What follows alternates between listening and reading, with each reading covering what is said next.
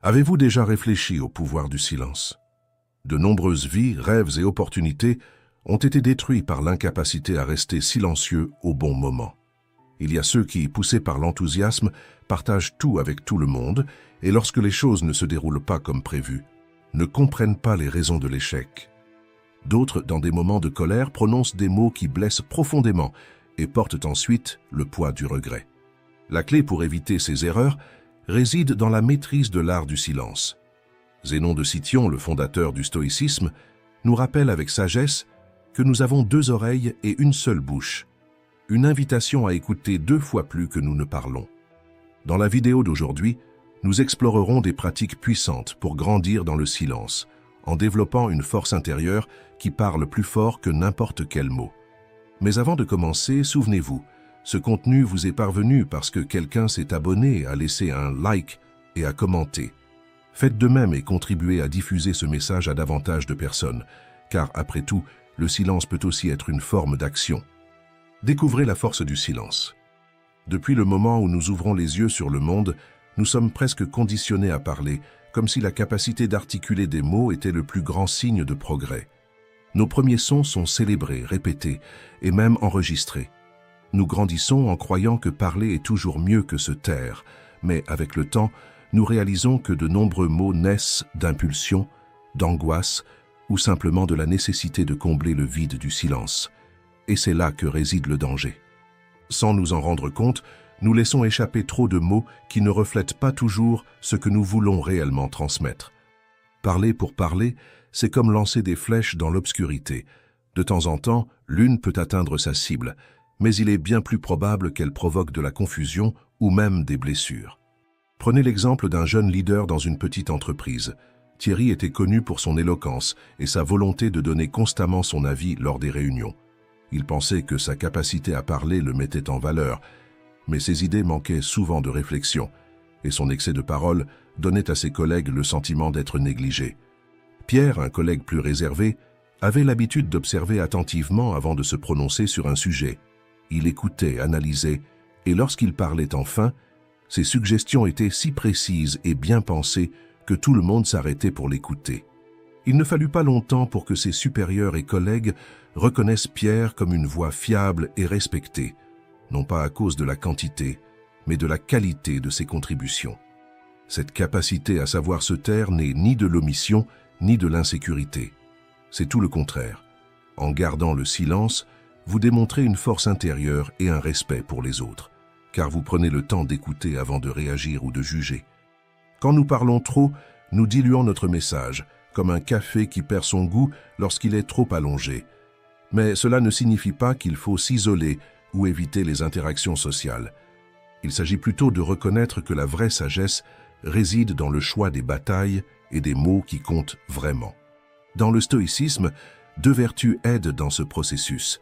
La tempérance, qui nous enseigne à réfréner l'impulsion de dire ce qui est inutile, et la sagesse, qui nous guide à parler au bon moment. Le secret réside dans l'équilibre, car celui qui maîtrise cette harmonie n'a pas besoin de crier pour être entendu. Les mots, lorsqu'ils sont utilisés avec précaution et intention, ont plus de pouvoir que n'importe quel discours enflammé. Réfléchissez à 3 occasions où vous avez perdu une opportunité ou compliqué une situation en parlant trop. Peut-être avez-vous fait un commentaire imprudent lors d'un entretien d'embauche ou dit quelque chose qui a blessé une amitié de longue date. Revisiter ces moments, aussi inconfortables que cela puisse être, révèle le coût de l'impulsivité. Tout comme nous apprenons à parler presque sans effort, nous pouvons reprogrammer notre esprit pour cultiver l'habitude du silence. Une stratégie utile est l'ancrage, créer des rappels subtils et constants pour privilégier l'écoute avant de parler. Cela peut être un bracelet, un post-it sur l'écran de l'ordinateur ou le message « Parle moins » en fond d'écran de votre téléphone.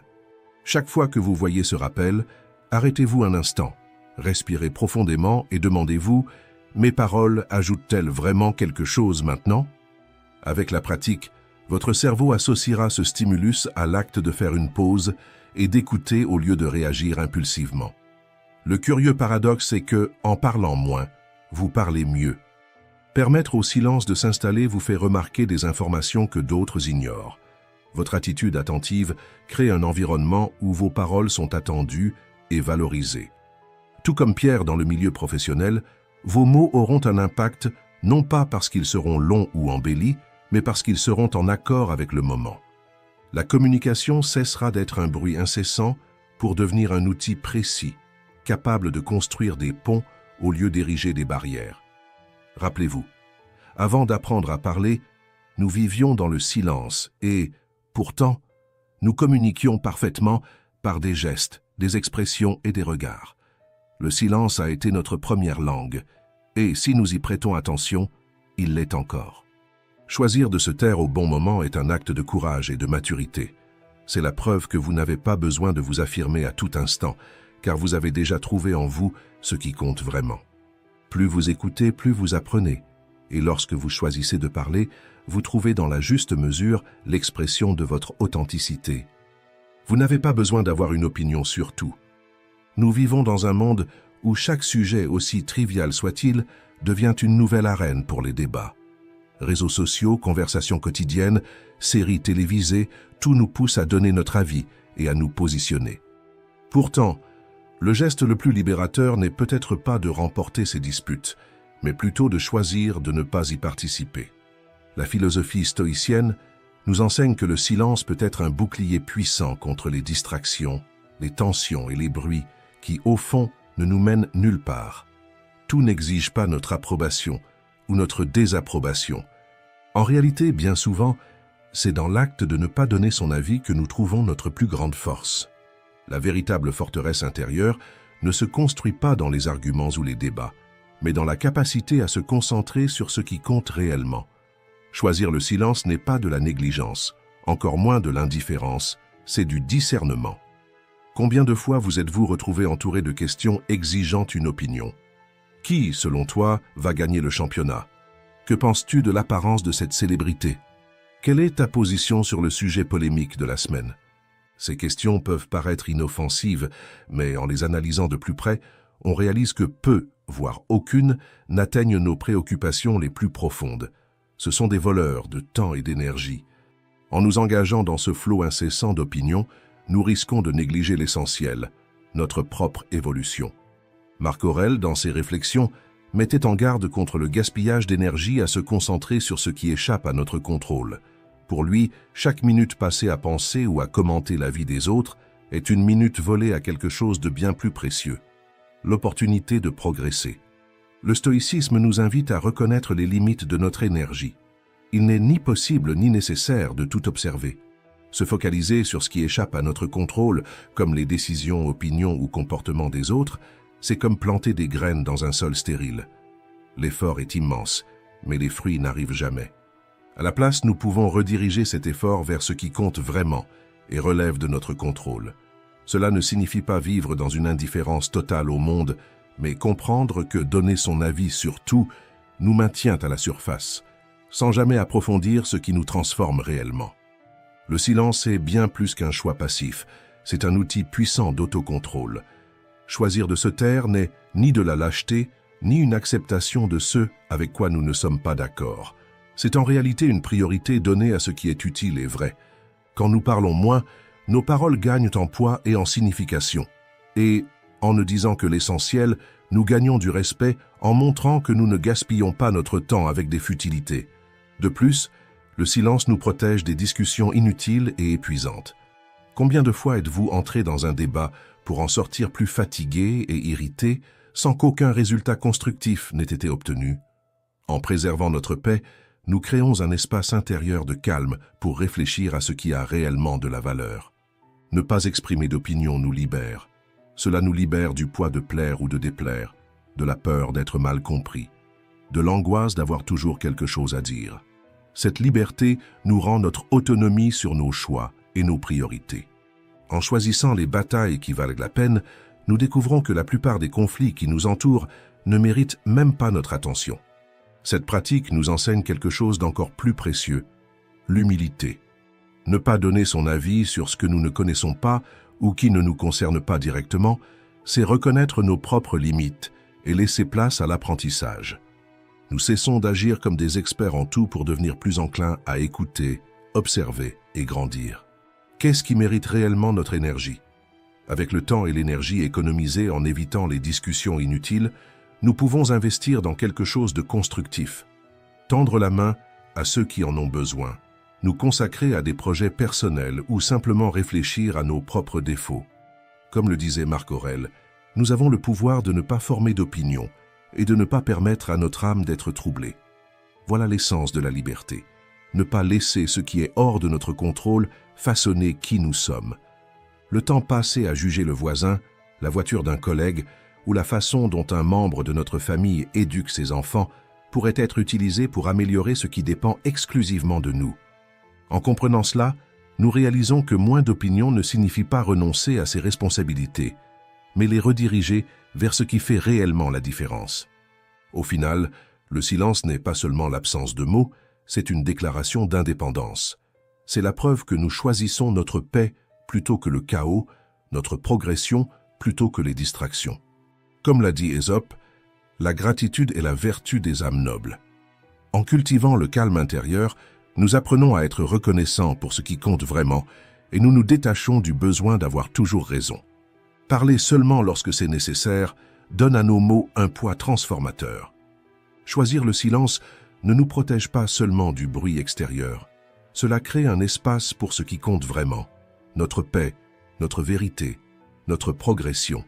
Car la liberté de ne pas avoir d'opinion est la clé d'une vie plus consciente et authentique.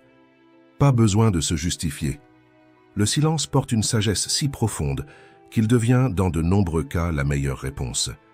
Ce n'est pas seulement l'absence de mots, mais l'expression d'une compréhension supérieure, la reconnaissance que tout n'a pas besoin d'être expliqué ou verbalisé. Au quotidien, il est courant de ressentir le besoin de justifier nos choix et nos actions. Nous le faisons pour plaire, obtenir l'approbation ou nous sentir acceptés dans quelque chose de plus grand que nous-mêmes. Cet élan naît souvent de la peur d'être mal compris. Nous parlons plus que nécessaire, cherchant à combler des lacunes imaginées ou à éloigner des insécurités qui nous rongent. Paradoxalement, c'est justement cet excès de mots qui complique souvent nos relations et nos situations. En parlant trop, nous passons à côté du moment où il faudrait s'arrêter, laissant au silence le soin de communiquer ce que les mots ne peuvent transmettre. Matthieu, par exemple, en a fait l'expérience. Après des années de difficultés financières, où chaque jour ressemblait à une bataille pour payer les factures et subvenir aux besoins de sa famille, il a finalement commencé à surmonter cette période. Grâce à son dévouement et à quelques décisions judicieuses, comme suivre des formations qui ont fait la différence dans sa carrière, Matthieu a réussi à stabiliser sa vie. Il a remboursé ses dettes accumulées, créé une réserve financière et pour la première fois depuis longtemps, il a pu respirer sans le poids constant des inquiétudes. Un jour, lors d'une conversation informelle au travail, Matthieu a évoqué à quel point il était heureux de ses progrès. Il a partagé comment l'organisation financière et son développement personnel avaient transformé sa vie.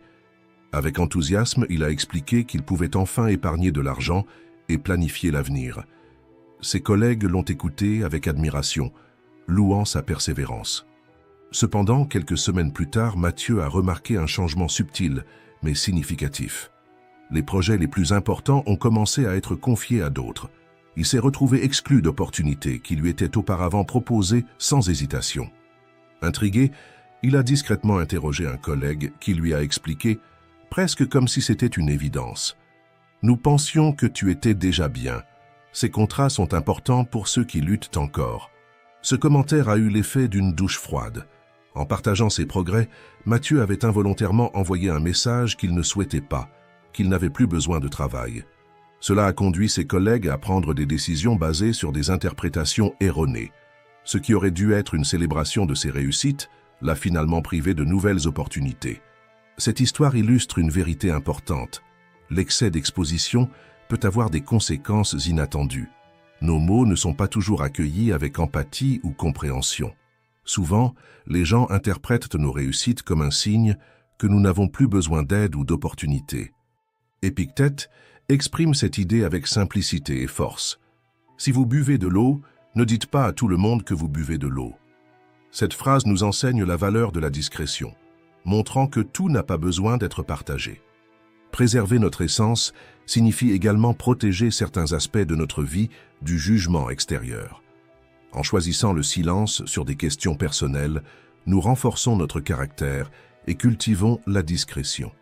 Le silence dans ce contexte n'est pas un mur qui nous sépare du monde, mais un outil qui nous protège des tensions émotionnelles et des malentendus. Cela dit, le silence doit être utilisé avec sagesse. Cela ne signifie pas se taire en toutes circonstances, mais apprendre à discerner quand et avec qui partager. Parler est essentiel pour créer des connexions, mais parler trop, comme dans le cas de Mathieu, peut conduire à des résultats inattendus et indésirables. Le secret réside dans l'équilibre. Savoir quand parler et quand se taire est un acte d'intelligence émotionnelle. Nos paroles sont comme des graines. Lorsqu'elles sont plantées dans un sol fertile, elles fleurissent, mais jetées sur un terrain aride, elles risquent d'être étouffées. À d'autres moments, le silence agit comme une forteresse qui nous protège des tempêtes extérieures. Choisir le silence ne signifie pas s'isoler, mais sélectionner avec soin les batailles qui méritent nos mots. Souvent, un simple sourire ou un geste est plus puissant que de longues explications.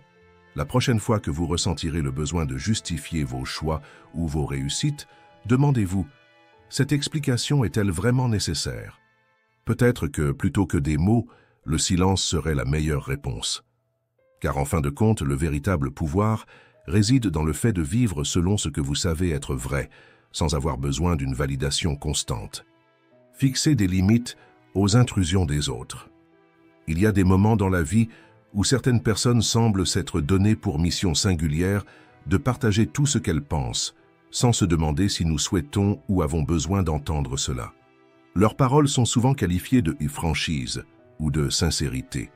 Mais, en réalité, cette compulsion à donner son avis ignore un principe fondamental, le respect envers autrui. Victor Pierre, célèbre écrivain français, a parfaitement saisi cette subtilité en soulignant que la véritable franchise ne consiste pas à déverser sans discernement tout ce qui nous passe par l'esprit, mais à réfléchir avant de parler. Cette distinction est cruciale car elle nous rappelle que les mots ont du poids. Ils peuvent inspirer, mais aussi blesser. Lorsqu'ils dépassent les limites du respect, ils laissent des cicatrices difficiles à effacer. Pourtant, beaucoup d'entre nous commettent l'erreur d'espérer que les autres prennent conscience, par eux-mêmes, de l'impact négatif de leurs paroles ou de leur comportement. Cela arrive rarement. Si nous ne définissons pas clairement nos limites, nous restons exposés à ces intrusions qui usent nos émotions et affaiblissent nos relations. Il est de notre responsabilité de tracer ces frontières. Et cela n'a rien d'égoïste, c'est une forme d'autoprotection. Combien de fois, par peur de paraître impoli ou de provoquer des conflits, avons-nous accepté des commentaires intrusifs, des opinions inutiles et des jugements non sollicités? Cette attitude tolérante peut sembler la solution la plus facile sur le moment, mais, à long terme, elle ne fait que renforcer l'idée qu'il est acceptable de franchir nos limites. Cela épuise nos énergies, sape notre estime de soi et perturbe notre paix intérieure. Fixer des limites peut sembler inconfortable au début, mais c'est une pratique qui apporte des bénéfices durables. Lorsque nous agissons avec courtoisie et fermeté, nous envoyons un message puissant. Le respect est une valeur non négociable. En traçant ces limites, nous ne protégeons pas seulement notre espace émotionnel, mais nous enseignons également aux autres comment nous souhaitons être traités. Le philosophe stoïcien Épictète nous offre un enseignement précieux dans ce contexte. Dans toute situation, il y a deux aspects, ce que nous pouvons contrôler et ce qui échappe à notre pouvoir. Nous ne pouvons pas contrôler le comportement ou les paroles des autres, mais nous avons un contrôle total sur la façon dont nous réagissons à ces situations. Cette compréhension nous confère liberté et pouvoir. En choisissant nos réponses de manière consciente, nous protégeons notre paix intérieure et empêchons les intrusions extérieures de se transformer en tempêtes émotionnelles. Il est important de noter que gérer ces situations nécessite de la sensibilité. Lorsque quelqu'un dépasse nos limites, l'idéal est d'avoir une conversation privée et respectueuse. Expliquez comment les paroles ou comportements de cette personne vous affectent et pourquoi cela doit changer. À la surprise générale, de nombreuses personnes franches ne se rendent même pas compte de l'impact négatif de leurs actions. Cette approche ne protège pas seulement votre intégrité émotionnelle, mais peut également ouvrir la voie à une compréhension et une croissance mutuelle. Épictète utilisait également une métaphore simple mais puissante. Une petite quantité de fumée dans une maison peut être tolérable, mais si elle devient insupportable, il faut sortir pour respirer de l'air frais. De la même manière, des opinions non sollicitées peuvent être ignorées ou corrigées au départ. Cependant, si elles continuent de dépasser les limites, il peut être temps de reconsidérer la relation ou de renforcer vos barrières de protection émotionnelle. Fixer des limites est un acte de courage et un rappel que la véritable sincérité ne doit jamais servir d'excuse pour manquer de respect. Se respecter soi-même signifie ne pas permettre aux autres d'envahir votre espace avec des jugements et des commentaires inappropriés. Cet espace, où résident votre paix, vos idées et vos choix, est sacré. Vous seul pouvez décider qui a le droit d'y accéder. Plus qu'une simple protection contre les autres, établir des limites claires réaffirme votre valeur. Cela démontre que vous prenez soin de vous et que votre bien-être n'est pas négociable. Cette pratique peut transformer non seulement vos relations, mais aussi la perception que vous avez de vous-même.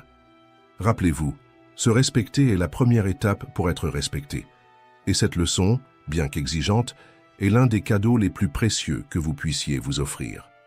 Ne parlez pas sous l'effet de l'émotion. Il existe une histoire fascinante sur Platon, peu connue mais incroyablement révélatrice. Elle illustre de manière puissante l'importance de ne pas agir ou parler sous l'emprise des émotions. On raconte qu'un jour, Platon se trouva confronté à une situation extrêmement irritante qui le plongea dans une grande colère. En tant qu'homme de grande réflexion, il réalisa quelque chose de fondamental. Dans cet état émotionnel, il serait incapable de juger avec clarté ou de résoudre le problème de manière juste. Ce qu'il fit ensuite est une leçon intemporelle. Au lieu de réagir impulsivement, Platon prit une décision inhabituelle mais sage. Il confia la résolution du problème à son serviteur, une personne de moindre autorité, mais qui, à ce moment-là, n'était pas submergée par les émotions. Ce geste fut bien plus qu'un acte d'humilité ou de confiance envers autrui. Il traduisit une prise de conscience selon laquelle ses propres émotions pouvaient altérer sa capacité de discernement, compromettant les valeurs de justice qu'il chérissait tant. Cet épisode nous enseigne que même les plus grands penseurs de l'humanité reconnaissaient leurs limites émotionnelles. Platon savait que s'il agissait sous l'emprise de la colère, il risquait de prendre des décisions qu'il regretterait par la suite. Son choix fut non seulement pratique, mais aussi un exercice d'introspection. Il comprit que maîtriser ses émotions est une condition essentielle pour prendre des décisions éclairées. Cette histoire est un miroir pour notre propre vie. Combien de fois, sous l'effet de l'émotion, avons-nous parlé ou agi d'une manière que nous avons amèrement regrettée par la suite? Combien de fois des mots échappés comme des flèches ont-ils blessé d'autres personnes, détruit des relations et laissé en nous un profond sentiment de culpabilité? L'euphorie est également un piège. Lorsqu'on est excessivement heureux ou enthousiaste, on est plus enclin à partager des secrets ou des projets qui ne sont pas encore prêts à être dévoilés. Des paroles dites sans réflexion peuvent exposer des fragilités, attirer des critiques ou même compromettre le succès de quelque chose d'important. De plus, on fait souvent des promesses impulsives, guidées par l'émotion du moment, sans considérer la réalité ou les conséquences. Ces promesses peuvent générer des attentes irréalistes, tant chez ceux qui comptent sur nous que chez nous-mêmes. Lorsque nous ne parvenons pas à les tenir, nous créons déception et frustration, nuisant à nos relations et même à notre estime de soi. Et que dire de la colère? Sous son influence, les conséquences peuvent être encore plus dévastatrices. Dans des moments de fureur, nous disons des choses qui blessent profondément ceux que nous aimons. Les paroles lancées sous l'effet de la colère ont un pouvoir destructeur incomparable et laissent souvent des blessures qui ne cicatrisent jamais. Peu importe combien nous nous excusons par la suite, certaines blessures causées par les mots ne s'effacent jamais. Il y a ici une vérité profondément douloureuse. Blesser les autres avec des paroles n'apaise jamais la douleur que nous portons en nous. Au contraire, cela aggrave nos propres blessures, créant un cercle vicieux de douleur et de regret. Alors que pouvons-nous faire? Le silence s'impose comme une réponse puissante, mais pas un silence de résignation ou de fuite, un silence intentionnel, qui nous permet de réorganiser nos pensées et nos émotions avant de réagir. Le silence est comme une pause stratégique dans une mélodie. Il nous donne l'espace pour réfléchir et décider ce qui doit vraiment être dit. Il crée un intervalle entre le stimulus et la réponse, permettant d'évaluer les conséquences de nos paroles et de nos actions. Nous nous sentons souvent pressés de répondre immédiatement, que ce soit pour montrer que nous maîtrisons la situation ou par peur de paraître faibles. Pourtant, agir ou parler sans réflexion nous mène souvent à des décisions et des mots que nous regrettons. Choisir le silence, surtout dans les moments d'intense émotion, est un acte de force, non de faiblesse. Cette pause nous offre la clarté nécessaire pour éviter que nos paroles ne soient incontrôlées, nous protégeant de blesser les autres et nous-mêmes. L'émotion, qu'elle soit positive ou négative, a un effet puissant sur nous. Elle agit comme une substance intoxicante, troublant notre raisonnement, amplifiant nos impulsions et souvent nous éloignant de ce qui compte vraiment. Sans maîtrise de soi, nous devenons prisonniers de ces émotions, réagissant de manière automatique, sans espace pour la réflexion.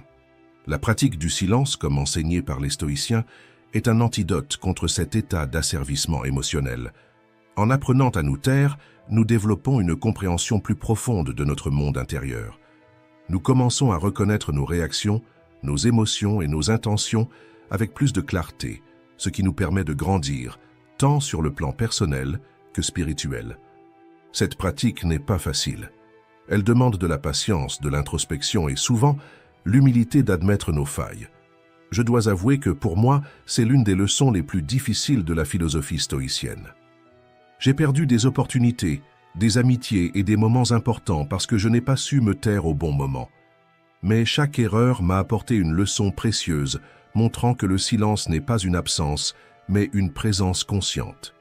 Se taire nous apprend à écouter, à réfléchir, et seulement ensuite à agir. C'est une pratique qui nous aide à préserver nos relations, éviter les regrets et protéger ce qui compte vraiment dans nos vies. J'espère que cette réflexion vous inspirera à pratiquer le silence intentionnel. Rappelez-vous que ce n'est pas un signe de faiblesse, mais une démonstration de force et de sagesse. Comme le disait Confucius, le silence est le véritable ami qui ne trahit jamais. Qu'il devienne votre allié vous aidant à naviguer dans vos émotions et à vivre avec plus d'équilibre et de clarté. Merci d'avoir regardé.